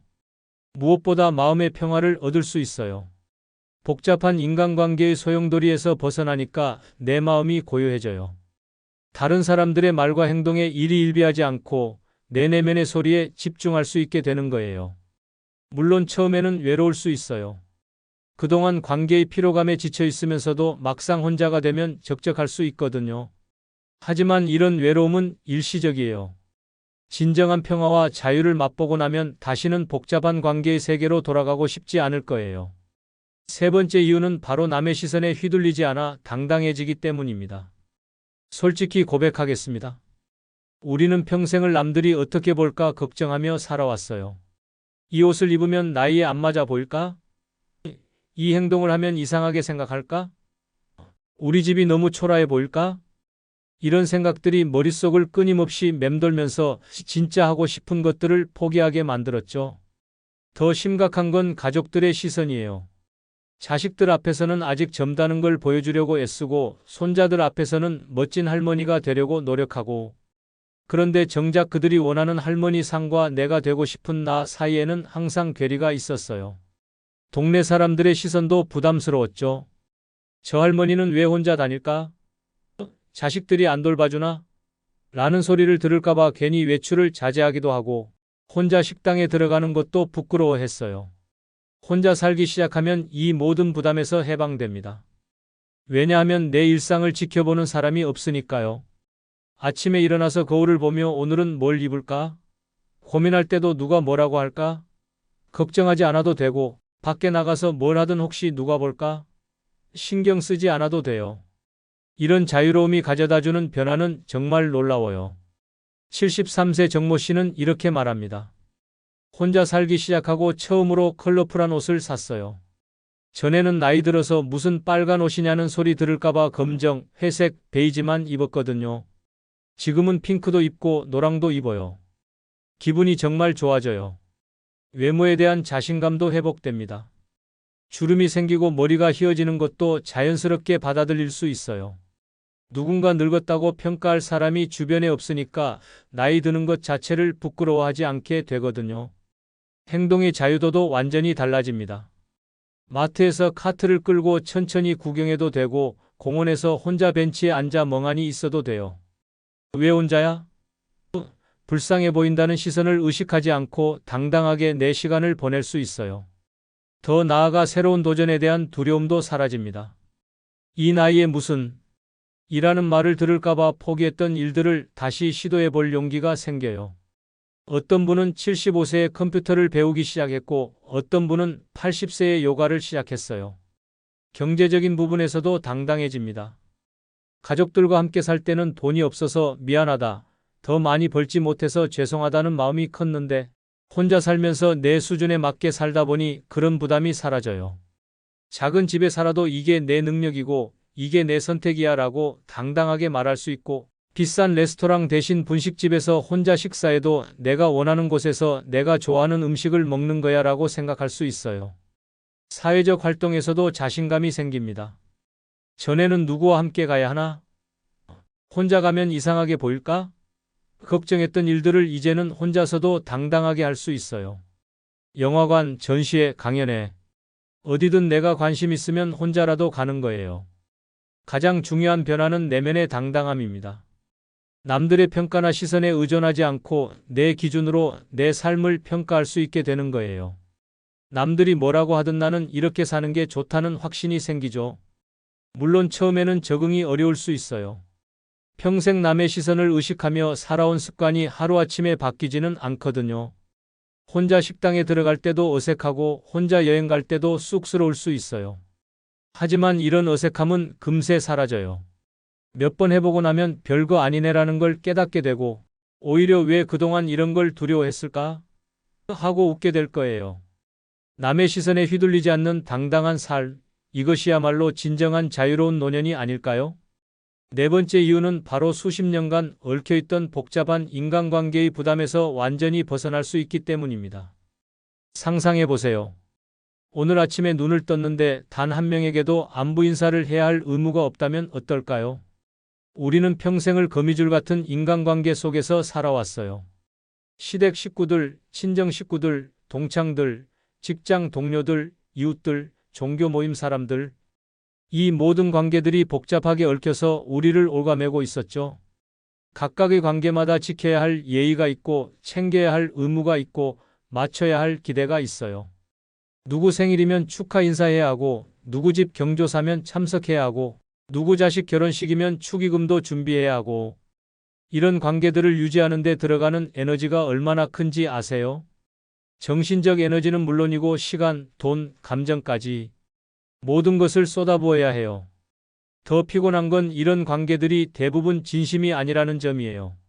정말 좋아서 만나는 관계가 아니라 안 만날 수 없어서 예의상 유지하는 관계들이 대부분이거든요. 친정 시댁 모임에 가면 항상 긴장해야 해요. 무슨 말을 해야 할까? 혹시 실수하지 않을까? 저 사람이 나를 어떻게 생각할까? 이런 걱정들로 머리가 복잡해지죠. 동창회나 종교 모임도 마찬가지예요. 가기 전부터 무슨 옷을 입어야 할까? 누구누구가 올까? 또 무슨 자랑 이야기를 들어야 할까 하며 스트레스를 받아요. 혼자 살면 이 모든 복잡한 관계망에서 한 번에 벗어날 수 있습니다. 물리적으로 거리가 생기니까 자연스럽게 연락도 줄어들고 만날 기회도 줄어들어요. 처음에는 혹시 사람들이 나를 잊어버리는 건 아닐까? 걱정할 수도 있어요. 하지만 곧 깨닫게 될 거예요. 정말 중요한 관계는 거리와 상관없이 지속되고 형식적인 관계들은 자연스럽게 정리된다는 걸 말이에요. 78세 장모 씨의 경험담을 들어보세요. 혼자 살기 시작하고 6개월 만에 연락하는 사람이 절반으로 줄었어요. 처음에는 서운했는데 지금 생각해보니 그런 관계들이 얼마나 피상적이었는지 알겠어요. 정말 나를 걱정하는 몇 명만 남았는데 오히려 더 깊고 진실한 관계가 되었어요. 관계의 부담에서 벗어나면 시간이 정말 많이 생겨요. 전에는 누군가를 만나러 가고 전화하고 선물 준비하고 안부 메시지 보내고 이런 일들로 하루가 다 갔는데 이제는 그 시간을 온전히 나를 위해 쓸 수 있어요. 경제적 부담도 확실히 줄어들어요. 경조사비, 선물값, 모임비 이런 것들이 한 달에 얼마나 나갔는지 모르세요. 혼자 살면서 이런 지출이 없어지니까 같은 수입으로도 훨씬 여유롭게 살 수 있어요. 정신적으로도 훨씬 편해집니다. 저 사람한테 안부 인사 안 한 지 오래됐네. 이번 모임에 안 가면 뭐라고 할까? 선물을 뭘 사야 할까? 이런 걱정들이 사라지니까 머리가 맑아져요. 무엇보다 감정적 자유를 얻을 수 있어요. 다른 사람들의 감정 변화에 휘둘리지 않아도 되니까 내 감정을 내가 온전히 관리할 수 있거든요. 누군가 화를 낸다고 해서 내가 덩달아 스트레스 받을 필요도 없고, 누군가 우울하다고 해서 내까지 우울해질 필요도 없어요. 관계 정리가 되고 나면 진짜 소중한 사람들이 누구인지 명확해져요. 의무감으로 만나던 사람들과 진심으로 만나고 싶은 사람들이 구분되는 거죠. 그러면 남은 관계들의 질이 훨씬 높아져요. 새로운 관계에 대한 부담도 없어져요. 이 사람과 친해지면 또 복잡해질까? 하는 걱정 없이 자연스럽게 사람들을 만날 수 있어요. 부담 없는 관계, 깔끔한 관계만 유지할 수 있는 거죠. 물론 가끔은 외로울 수 있어요. 그동안 복잡하다고 투덜댔던 관계들이 없어지고 나니 적적할 수도 있거든요. 하지만 이런 외로움은 일시적이에요. 진정한 평화와 자유의 가치를 알게 되면 다시는 복잡한 관계의 세계로 돌아가고 싶지 않을 거예요. 5번째 이유는 바로 60년 살아온 인생에서 처음 맛보는 완전한 자유를 누릴 수 있기 때문입니다. 자유라는 단어를 들으면 어떤 느낌이 드시나요? 어쩌면 우리는 평생 진짜 자유가 뭔지 모르고 살아왔을지도 몰라요. 어릴 때는 부모님 말씀에 따라야 했고, 학교 다닐 때는 규칙에 맞춰야 했고, 직장 다닐 때는 상사 눈치를 봐야 했고, 결혼해서는 가족을 위해 희생해야 했죠. 그런데 지금 생각해보니 내가 정말 원하는 대로 산 적이 언제였을까요? 항상 누군가를 위해서 무언가 때문에 내 욕구를 뒤로 미뤄왔잖아요. 혼자 사는 삶에서 마주하는 자유는 이전과는 완전히 다른 차원이에요. 이건 단순히 하고 싶은 걸 할 수 있다는 수준이 아니라 진짜 나로 살 수 있다는 근본적인 자유거든요. 시간의 자유부터 살펴볼까요? 알람 없이 자연스럽게 눈뜨는 아침의 여유로움을 상상해 보세요. 몇 시까지 일어나야 해? 누구를 위해 뭘 준비해야 해? 이런 압박 없이 그냥 내 몸이 원할 때까지 잠들고 내 몸이 원할 때 일어나는 거예요. 75세 김모 씨는 이런 경험을 마법 같다고 표현해요. 60년 동안 시계에 맞춰 살았는데 처음으로 내 몸의 리듬대로 살아보니 이렇게 편할 줄 몰랐어요. 배고플 때 먹고 졸릴 때 자고 이게 진짜 자연스러운 삶이었구나 싶더라고요. 공간의 자유도 놀라워요. 내 집이 온전히 내 것이 되는 경험이란, 거실에 요가 매트를 깔아놔도 되고 침실에서 간식을 먹어도 되고 화장실에서 노래를 불러도 돼요. 누구의 허락도 누구의 이해도 필요 없어요. 어떤 분은 거실 한복판에 화분 100개를 놓고 작은 정원을 만들었대요. 가족들이 있었다면 길이 막힌다, 지저분하다 소리 들었을 텐데 지금은 아무도 뭐라고 할 사람이 없으니까 맘껏 취미생활을 즐기는 거죠. 선택의 자유는 또 어떤가요? TV 리모컨을 두고 실랑이 할 필요도 없고 저녁 메뉴를 놓고 고민할 필요도 없어요. 오늘은 드라마 몰아보기를 해도 되고 하루 종일 라면만 먹어도 되고 밤새 책을 읽어도 돼요. 정말 사소한 것들이지만 이런 선택의 자유가 주는 행복감은 어마어마해요. 내가 원하는 대로 할 수 있다는 것 자체가 주는 쾌감이 있거든요. 감정의 자유도 빼놓을 수 없어요. 더 이상 누군가의 기분에 맞춰 내 감정을 조절할 필요가 없어요.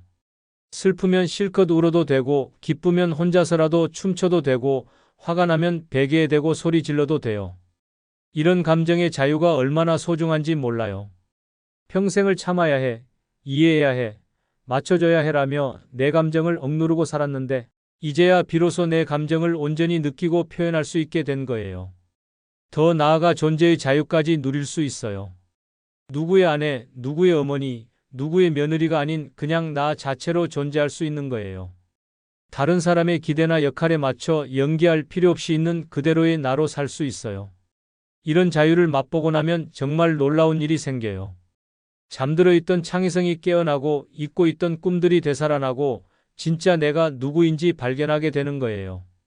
어떤 분은 70세에 시를 쓰기 시작했고 어떤 분은 75세에 그림을 그리기 시작했어요. 이런 재능이 있었나? 싶을 정도로 새로운 자신을 발견하는 거죠. 물론 처음에는 이런 자유가 어색할 수 있어요. 평생을 제약 속에서 살아온 사람이 갑자기 완전한 자유를 얻으면 이렇게 해도 되나? 하는 의문이 들 수 있거든요. 하지만 이런 의문도 금세 사라져요. 몇 번 자유를 만끽해보고 나면, 아, 이게 진짜 삶이었구나를 깨닫게 될 거예요.